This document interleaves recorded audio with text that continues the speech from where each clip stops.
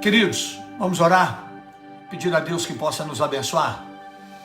Senhor nosso Deus e Pai, te damos graças, Senhor, por mais esta noite especial que o Senhor separou e reservou para que juntamente com os nossos irmãos, irmãs e amigos, simpatizantes deste canal, para que nós pudéssemos juntos falar um pouco do Teu amor, do Teu chamado, da Tua palavra. Senhor, em nome de Jesus, tome agora a nossa vida nas Tuas mãos. Espírito Santo, as preparações são nossas, são do nosso coração, mas a resposta, ela vem do Senhor. O Senhor sabe, meu Pai, cada pessoa que vai entrar nestas redes sociais. O Senhor sabe cada pessoa que depois assistirá essa palavra no nosso canal no YouTube. Senhor, que o Teu Espírito Santo, que sonda e conhece cada coração, possa falar no coração destes irmãos e irmãs. Senhor, que essa palavra ela traga um divisor na nossa vida, que possamos tirar lições que possam marcar, direcionar a nossa trajetória cristã. Te dou graças, Senhor, porque é sempre tempo de aprender. Ontem nós falávamos sobre o eunuco, que quando não entendia aquilo que lia, foi humilde o suficiente para pedir que Filipe subisse na sua carruagem e lhe ensinasse a palavra. Oh Senhor, é na nossa simplicidade, é na nossa humildade que o Teu Espírito Santo começa a operar. Que neste momento nosso coração possa se despir de toda soberba, arrogância, altivez, e nós possamos nos revestir da humildade, que os nossos ouvidos estejam abertos e atentos àquilo que o Espírito Santo tem para falar conosco agora. Usa-nos para o Teu louvor, em nome de Jesus. É o que nós oramos, te pedimos e agradecemos. Amém e amém. Glória a Deus, queridos.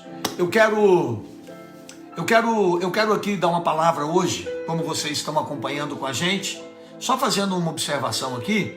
Irmãos, as pessoas que não assistiram os outros 8 capítulos, hoje nós estamos no 9, você pode tanto ir no meu Face, como você pode também ir lá no nosso canal no YouTube, IEQ Progresso JF.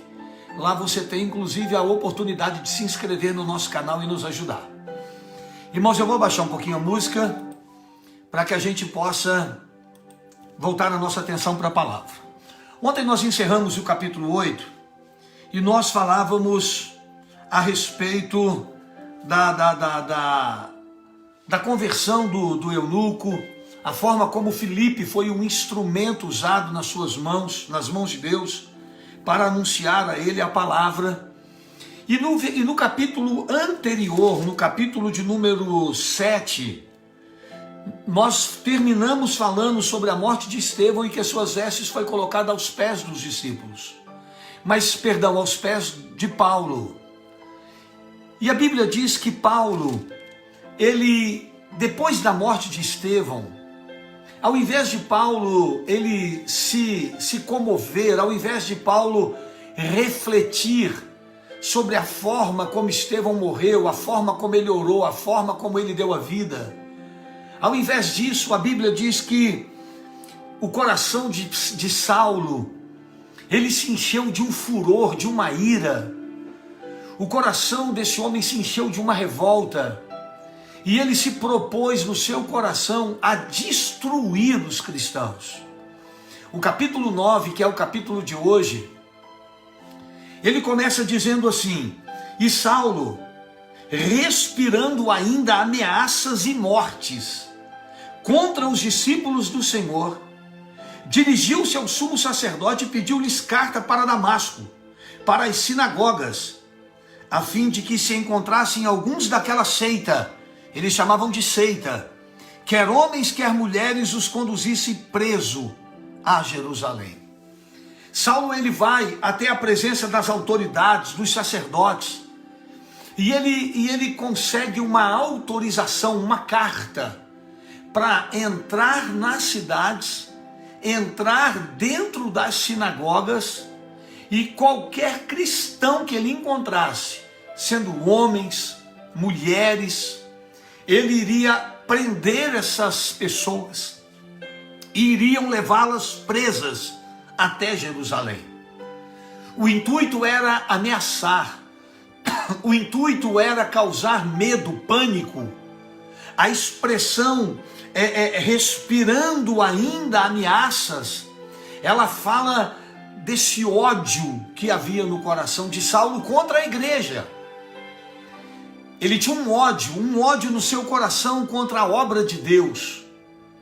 Ele não suportava ver que isso estava crescendo. Ele não suportava ver que o evangelho estava alcançando passos cada vez maiores e mais longes. Então ele decide matar todo crente que ele encontrar.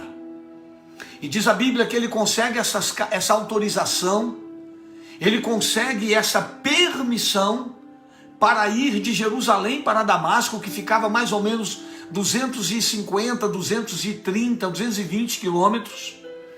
E quando ele consegue essa autorização, diz a Bíblia que ele reúne uma comitiva e ele vai determinado, convicto, a destruir o povo de Deus.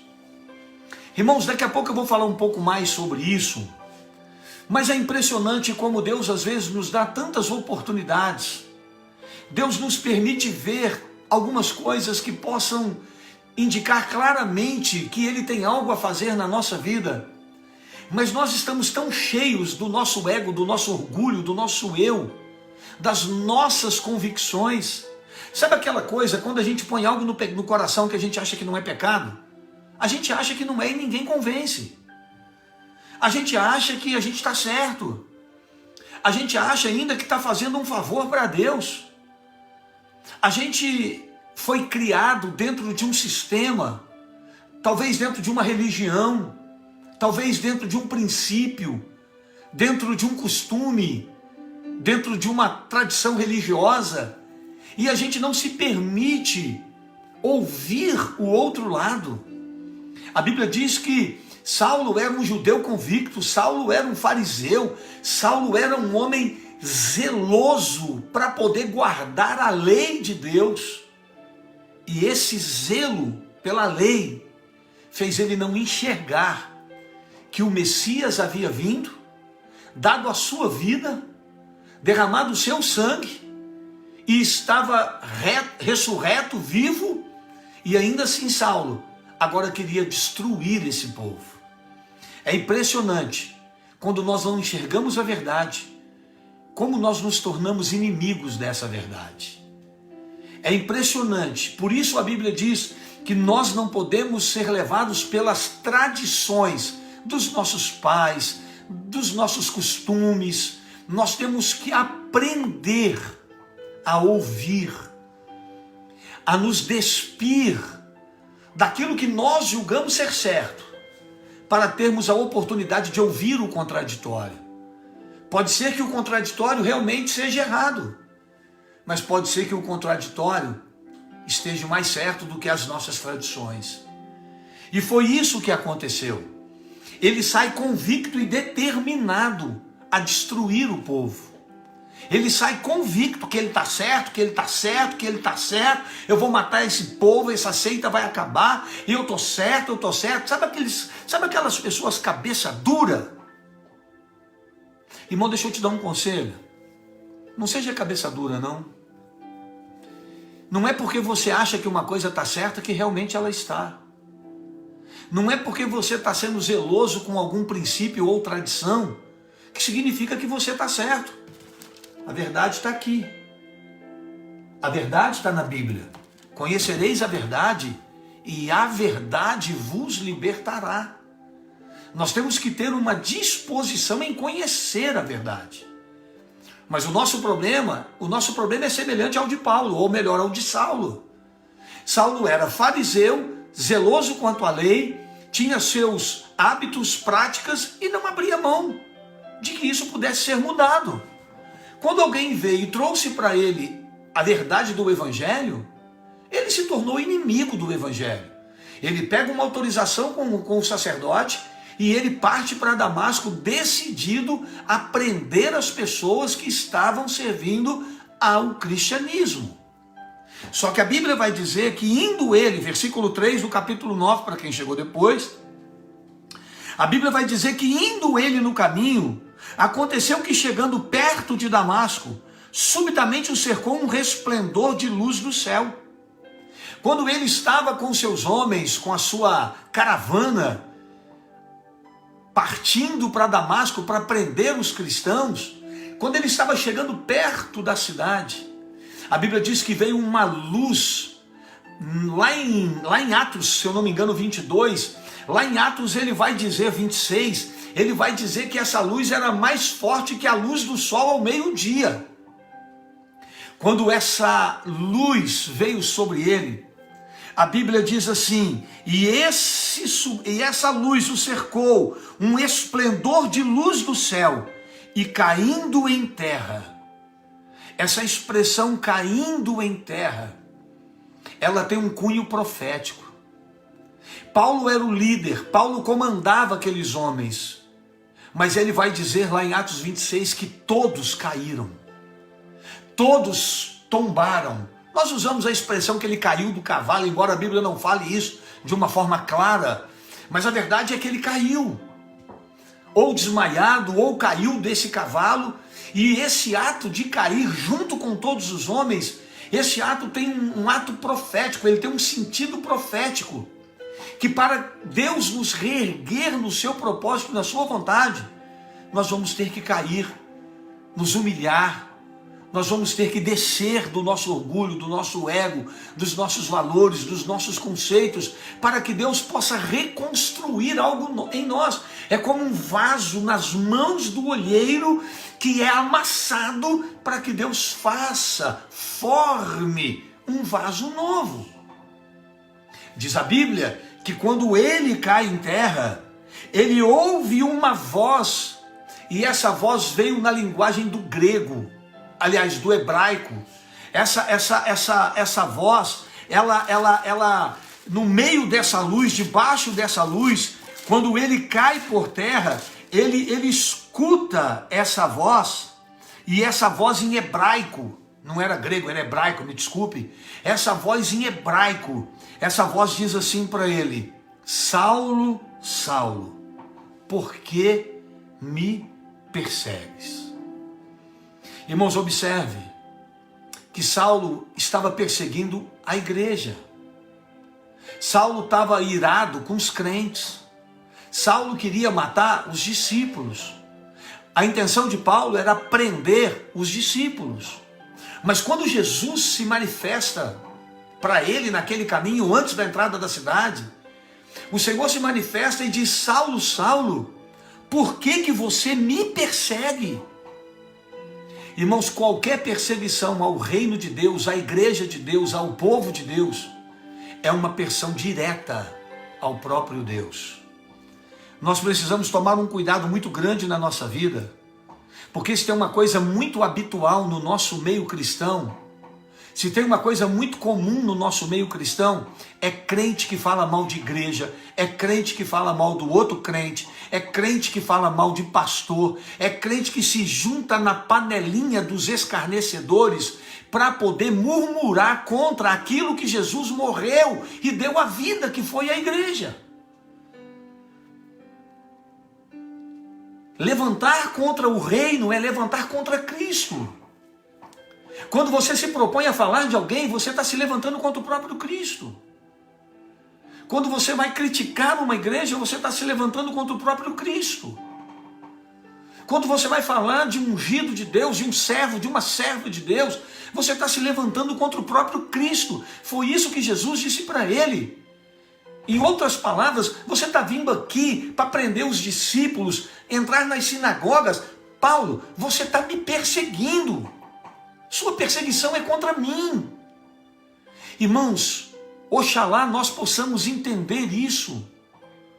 Quem dera que a igreja entendesse isso e nós parássemos no meio da igreja, no seio da igreja, de querer perseguir irmãos, falar com invejas, com ciúmes, despeitos, fazer críticas. Irmãos, não é esse o propósito de Deus. Ele disse, por que você está me perseguindo? Irmão, será que em algum momento eu e você não somos perseguidores? Tem pessoas que vibram com a derrota do outro irmão. Tem pessoas que vibram com a queda de um pastor quando uma igreja fecha. Pessoas que têm prazer em ver que algo na vida de um ministério, de um líder, de um pastor, de um crente, de um irmão, que não deu certo. Isso é absurdo. Isso é absurdo.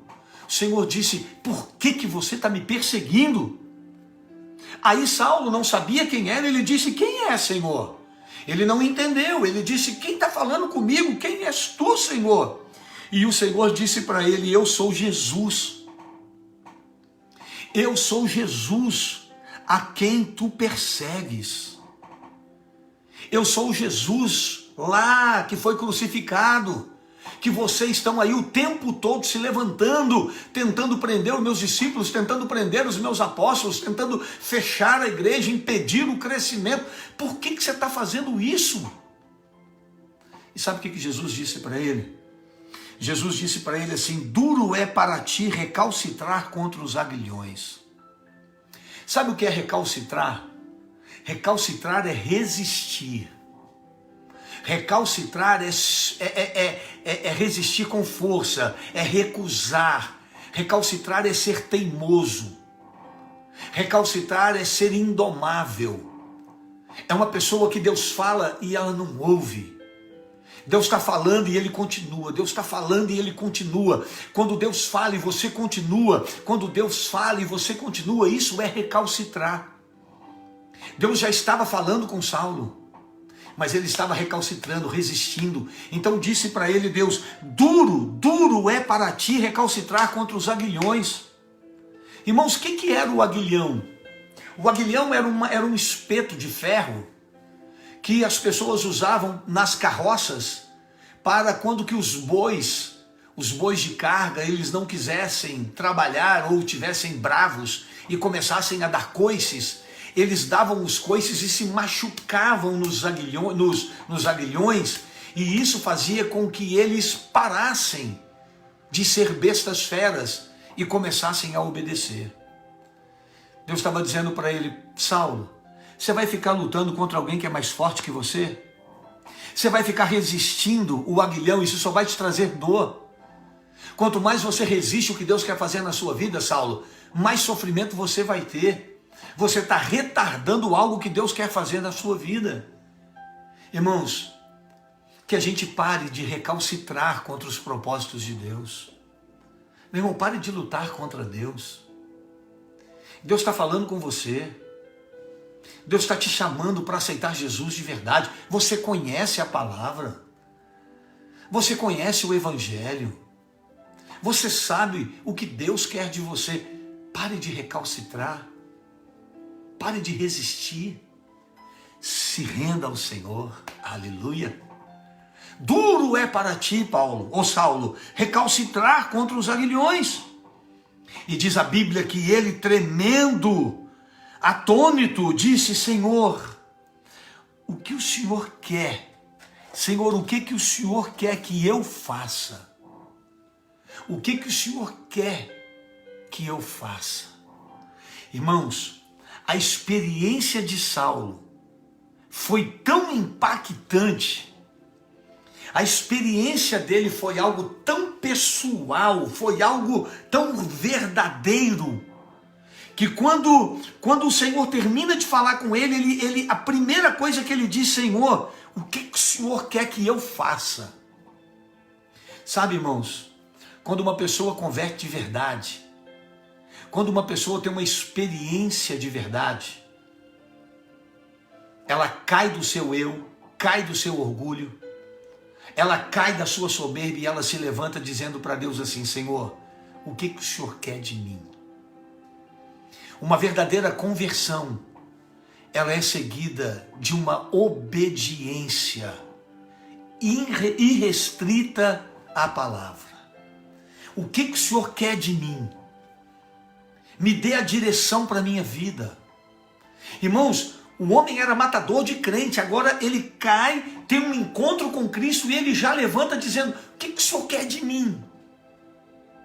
Irmãos, há quanto tempo você serve a Deus e você nunca fez essa oração? Deus, o que o Senhor quer de mim? Deus, o que o Senhor quer da minha vida? O que o Senhor quer que eu faça? Quais são os teus planos para mim? Quando ele diz: Deus, o que o Senhor quer de mim? Sabe o que ele está dizendo? Senhor, eu estou disposto a largar tudo. Eu estou disposto a largar todo o passado. Quando você vê lá em Atos 26, ele falando dessa mesma passagem, a Bíblia diz que ele não foi consultar pai, ele não foi consultar mãe, ele não foi consultar ninguém. Ele não voltou para... desculpe a redundância aqui, o erro de português, ele não voltou para trás. Ele não voltou para trás para poder se despedir, falar, conversar. Eu tive um encontro, a minha vida vai mudar. Não. Quem tem um encontro com Cristo, a mudança é imediata. A conversão é imediata. A forma como Deus trabalhou na vida de Saulo foi na hora. A Bíblia diz que ele disse: Senhor, o que o Senhor quer que eu faça? E Deus lhe disse: levanta-te, entra na cidade. Qual cidade? Damasco, a cidade que ele estava indo matar os crentes. Entra na cidade e lá te será dito o que te convém fazer. Deus não disse para ele como seria a vida dele.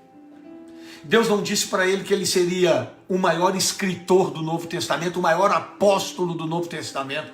Deus não disse para ele nada. A única coisa que Deus disse para ele: vai para a cidade e lá você vai saber o que é que você vai ter que fazer.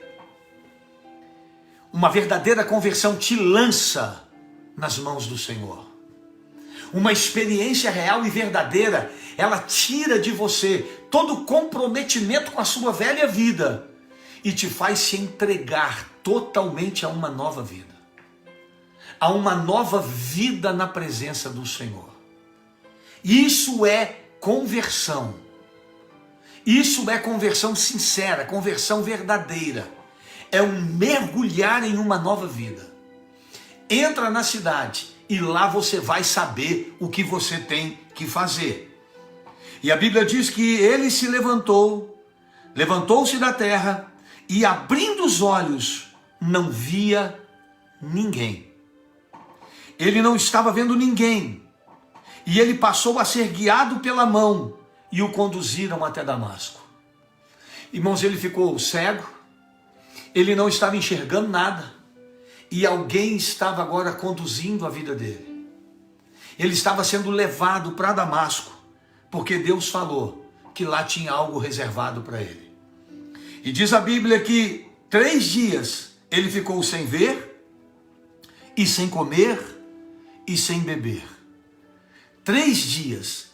O grande Saulo, o grande fariseu, membro do Sinédrio, respeitado, cidadão romano, matador de crente, agora estava cego, sem comer, sem beber, dependendo da direção de Deus para decidir o que seria da sua vida. Isso é conversão.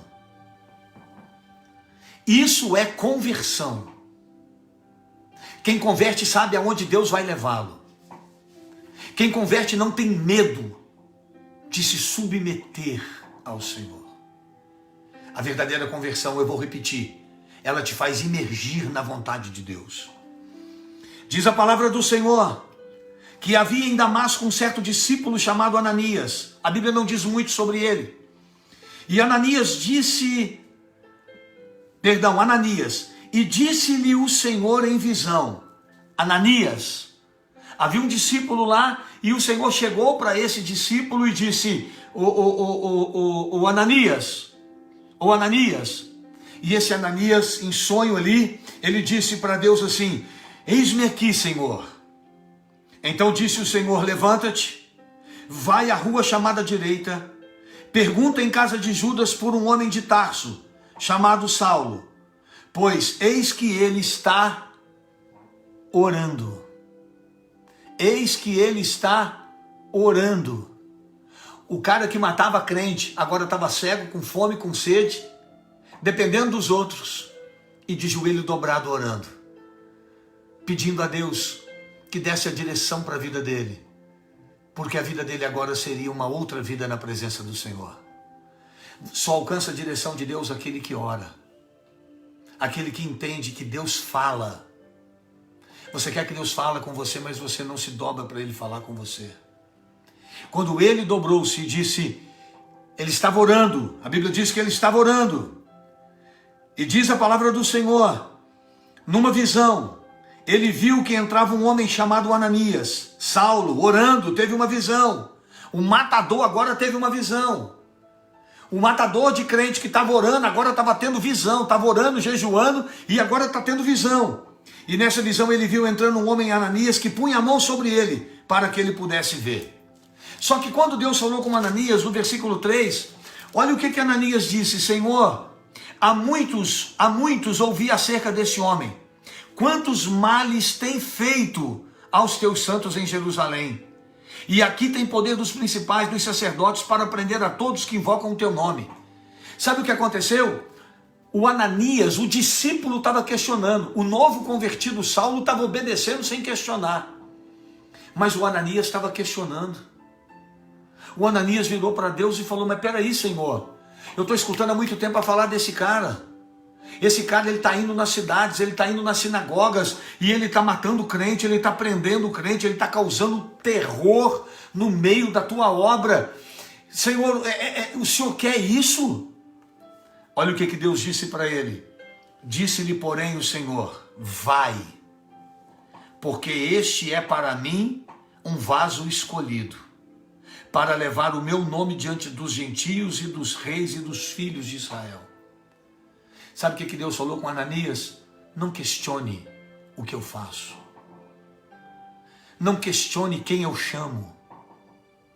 Não questione quem eu levanto.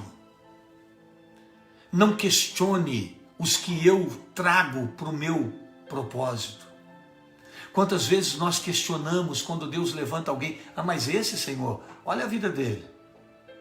Ô Senhor, mas olha a vida dela. Senhor, mas esse aí, poxa, já fez tanto mal, já aprontou tanto. Deus, não, essa pessoa aí já fez um estrago gigante. Deus falou para ele: olha, não questione, porque para vocês, ele ainda é o Saulo matador, mas para mim, ele é meu servo ungido e escolhido para levar a minha palavra. Meu irmão, glória a Deus, que só Deus é capaz de apagar o nosso passado e escrever um futuro de promessas para nós. Só Deus é capaz de pegar todo o nosso passado e destruir, ainda que esse passado tenha se levantado contra ele, destruir esse passado e dizer: eis que faço nova todas as coisas.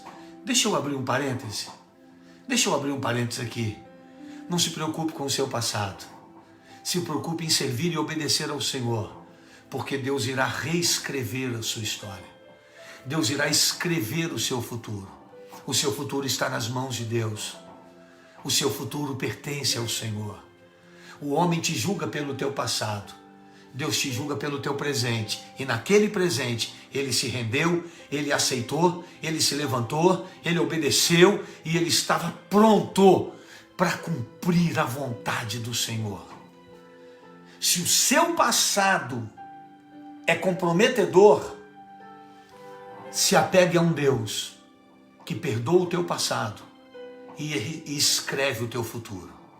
É nesse Deus que você tem que firmar. Deus disse: Ananias, não fale isso, porque para mim ele é vaso escolhido. E olha o que Deus diz no versículo 16, eu vou mostrar para ele o quanto ele deve padecer pelo meu nome. Ixi, Deus já disse para ele: você vai padecer, Saulo. Você que me perseguia, agora você vai ser perseguido. Você que me perseguia, agora o negócio vai ficar estreito para você, que você vai sofrer por amor ao meu nome. Versículo 17, Ananias foi entrou na casa e colocou, impondo-lhe as mãos, disse. O que Ananias disse? O que Ananias disse? Versículo 17. Ele pôs a mão em Paulo para ele receber o Espírito Santo. E o que ele disse para Ananias? O que ele disse para Saulo? Ele disse, irmão Saulo. Irmão Saulo. Sabe o que ele estava dizendo? Bem-vindo à família de Deus. Oh, aleluia. Irmão Saulo. Meu irmão,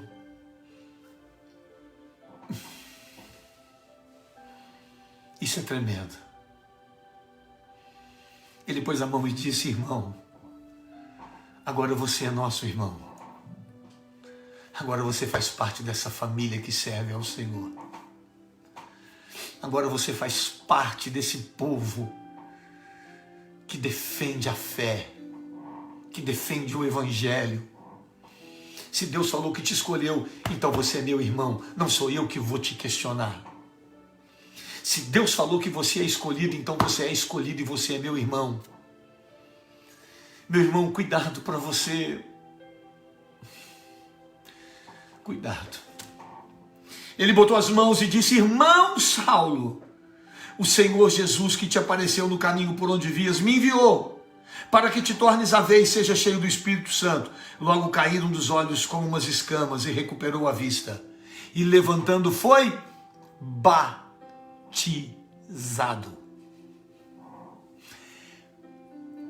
Eu vou usar uma expressão aqui. O cara tava com uma carta no bolso para matar crente. O cara tava com uma carta no bolso para matar crente. 3 dias depois, o cara recebe o Espírito Santo, é inserido na família cristã, se torna membro do corpo de Cristo e se batiza. Esse é o Deus que nós servimos. Ele muda a história de todo aquele que nele crê. Ele muda a história daqueles que não ficam recalcitrando, resistindo, defendendo ideais, interesses e tradições. Saia disso. A Bíblia diz que as escamas caíram. Aquela cegueira espiritual caiu. A Bíblia diz, o próprio Paulo, e olha por que ele tinha experiência disso. Olha por que Paulo tinha autoridade para falar sobre isso. O Deus deste século cegou o entendimento dos incrédulos. Irmãos, as pessoas que não conhecem a Cristo, elas não vão ver o que você vê. Elas não vão ter a percepção que você teve. As coisas espirituais pertencem somente aos espirituais. Só quando o Espírito Santo é derramado, só quando essa pessoa é imergida dentro da presença de Deus, é que estas escamas caem. Glória a Deus que as nossas escamas caíram. E hoje nós podemos servir e adorar o Senhor. A Bíblia diz que ele foi batizado. Irmãos, olha o que a palavra do Senhor diz. E tendo comido, ficou confortado. E esteve Saulo alguns dias com os discípulos que estavam em Damasco. E logo nas sinagogas pregava a Jesus que este era o Filho de Deus. O cara começou a pregar. Ele começou a testemunhar que teve um encontro com Jesus, que eu tive um encontro com Jesus, que Jesus apareceu para mim. Olha a importância de uma experiência pessoal com Cristo. Ele não pregava o que os outros diziam, ele pregava o que ele estava vivendo. O que ele estava vivendo. E logo pregava nas sinagogas a Jesus, que este era o Filho de Deus. Todos os que ouviam estavam atônicos e diziam, não é este o que em Jerusalém perseguia os que invocavam este nome? Para isto veio aqui, para nos levar preso aos principais dos sacerdotes. Saulo, porém, se esforçava muito mais e confundia os judeus que habitavam em Damasco, provando que ele era o Cristo, que Jesus era o Cristo. Irmãos, deixa eu dizer uma coisa para você. Durante um tempo, e a gente vai ver isso aqui, a gente vai ler isso aqui, durante um tempo, Durante um tempo, Saulo passou muito aperto, porque as pessoas não acreditavam na mudança dele. Ele pregava, mas as pessoas ficavam olhando desconfiadas. Elas queriam ver testemunho, mudança. Irmãos, eu falo isso na igreja do Progresso há 22 anos. Irmãos, não te deixe levar por palavras. Se você quer conhecer a vida de um homem, se ele foi transformado ou não, você precisa ver o seu testemunho. Você procura saber do seu testemunho. Você tem que procurar saber do testemunho da pessoa. Irmão, se você quer saber sobre uma pessoa, procure saber como ele é, como ela é, como membro, a sua fidelidade, a sua participação, a sua vida como filho, a sua vida como esposo, a sua vida como esposa, o seu testemunho dentro de casa, o seu testemunho no seu trabalho, na sua rua. Isso vai te dizer sobre uma pessoa, o quanto houve realmente um novo nascimento na vida dela. Fora isso, só palavras, irmãos, só palavras a gente já está cansado. As pessoas já estão cansadas de palavras. Pare de olhar para as palavras. Não te deixes persuadir por palavras. Aliás, deixa eu dar um conselho para você.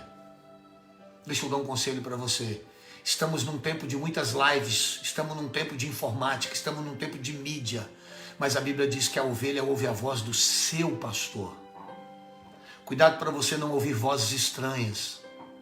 Cuidado para você não ser direcionado por orações, por vidas, por testemunhos, por mensagens, por palavras, por cânticos, que você nem sabe qual a procedência delas. A ovelha ouve a voz do seu pastor. A Bíblia diz que Saulo estava se esforçando para testemunhar Jesus. As pessoas olhavam e falavam, pô, mas esse cara, mas esse aí é o que veio matar a gente. Irmão, já passou 40 minutos.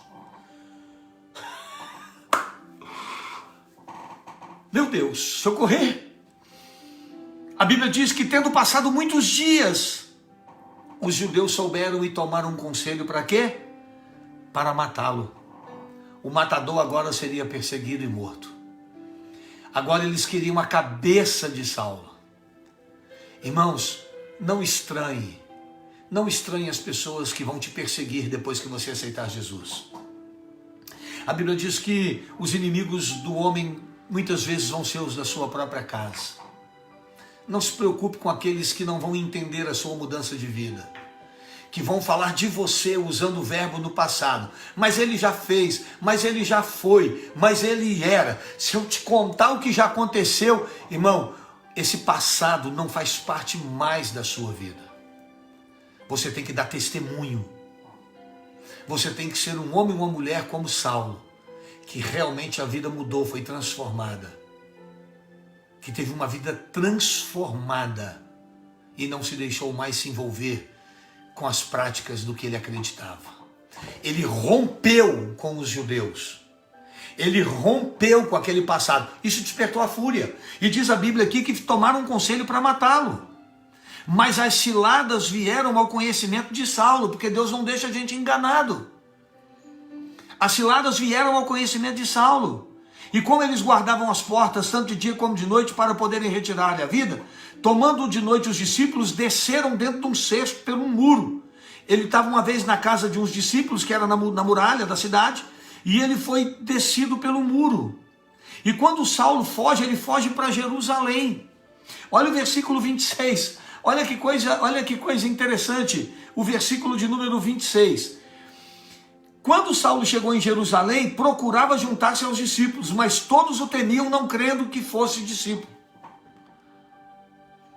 As pessoas não acreditavam, não. Quando ele chegou em Jerusalém, porque isso aconteceu em Damasco. Quando ele chega em Jerusalém, ele vai procurar os discípulos vão sai fora. E o Saulo está aí, vamos correr. Ninguém acreditava.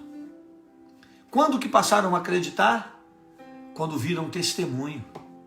Quando viram que o que ele pregava era igual ao que ele vivia. Quando o que você prega se identifica com o que você vive, você tem crédito no que você fala. Quando o que você diz está exatamente na mesma linha do que você vive, então o que você diz, as pessoas vão acreditar. Porque o que as pessoas não suportam mais é ouvir uma coisa e ver as pessoas fazendo outra. São palavras bonitas, é muito Jesus para lá, é muito Jesus para cá. Mas quando você vai comparar, não que você deva julgar alguém, não é isso. Mas nós somos julgados o tempo todo. Quando a nossa vida não condiz com aquilo que a gente fala, e é o que a gente vê hoje, no Facebook, nas redes sociais, Jesus para lá, Jesus para cá, Jesus é lindo, eu te amo, graças a Deus pelo meu dia, louvado seja o Senhor, Senhor, te dou graças por mais um dia, mas não tem nada de Jesus ali. É só discurso. É só boca para fora. O que estava no pecado continua pecando. O que estava destruindo o corpo, que é o templo do Espírito Santo, continua. O que estava lá na mentira continua na mentira, o que estava no vício continua no vício, o que estava no adultério continua no adultério, o que estava na fornicação, e continua tudo do mesmo jeito. Paulo teve que mostrar que o que ele pregava era o que ele vivia. E quando as pessoas viram o testemunho dele de acordo com aquilo que ele pregava, então ele passou a ser aceito e respeitado como um servo. Ele passou a ser respeitado como um servo. Então diz a Bíblia que Barnabé, tomando consigo, levou ele até os apóstolos e lhe contou como foi a sua conversão. Aí alguém chegou e falou, vem cá, deixa eu contar para vocês o que aconteceu. Deixa eu contar para vocês, a vida dele é essa, mas ele teve um encontro assim, e agora eu sou testemunha de que ele está vivendo aquilo que ele vai pregar. Irmãos, se tem uma raça que não vai entrar no céu, são os hipócritas. Sepulcros caiados, que por fora, nos lábios, é uma coisa, mas por dentro é outra. A conversão de Saulo é um desafio para nós. Um homem que tinha uma vida toda contrária ao cristianismo se tornou um grande servo de Deus. Se você não ouviu o início, escute depois, porque com certeza Deus vai falar com você. Então diz a Bíblia que, versículo 30 aqui, eu quero falar algo para os irmãos. Sabendo, porém, os irmãos o acompanharam até Cesareia e o enviaram a Tarso. Assim, pois, as igrejas em toda a Judéia, Galiléia e Samaria tinham paz, e eram edificadas, e se multiplicavam, andando no temor do Senhor e consolação do Espírito. Vocês estão vendo? A igreja estava passando por um inferno, por uma perseguição, e o cabeça dessa perseguição era Saulo. Quando Saulo se converte, a Bíblia diz que houve um período de paz. Agora os fariseus queriam pegar só o Saulo. E a igreja passou a ter paz. A Bíblia diz que a igreja crescia, a igreja se multiplicava, era edificada, havia temor e consolação do Espírito. Olha que coisa linda. Olha como Deus age de maneira extraordinária. Olha como o nosso testemunho traz paz ao reino. Escuta, eu quero falar algo sobre isso com você aqui. Às vezes o reino de Deus está vivendo uma guerra, porque alguns de nós estamos sendo tropeço dentro do reino. Por favor, eu não estou falando que você é tropeço, que eu sou tropeço, não. Mas às vezes, ao invés de nós estarmos somando no reino, a gente está fazendo fofoca, a gente está criticando, falando mal, a gente está lá com ciúmes dentro da igreja, com inveja dentro da igreja. A gente começa a atrapalhar a paz dentro do reino. Se você perguntar para muitos pastores ou para todos que você vai conversar, você vai perceber que eles vão te falar que a maioria dos problemas que ele tem são entre os irmãos. Irmãos que estão dentro da igreja, irmãos. Parece que é uma perseguição e uma disputa dentro da igreja. Irmãos, deixa eu falar uma coisa para você. Saulo era um perseguidor e por isso a igreja estava tendo problema. Mas quando o perseguidor se converte, acabou o problema. Irmão, deixa eu falar uma coisa para você. Se depender de mim e de você, que não haja problemas na sua casa, que não haja problemas na sua família, que não haja problemas na caminhada de fé espiritual das outras pessoas. Se a Bíblia diz que a gente só deve abrir a boca se for para abençoar, senão a gente tem que calar. Eu estou falando isso porque eu também tenho que mudar em muitas coisas. Nós todos temos que mudar. O que eu estou falando para você aqui, muita coisa está servindo aqui para mim também. Nós somos imperfeitos e precisamos mudar e melhorar para que haja paz, para que a igreja cresça.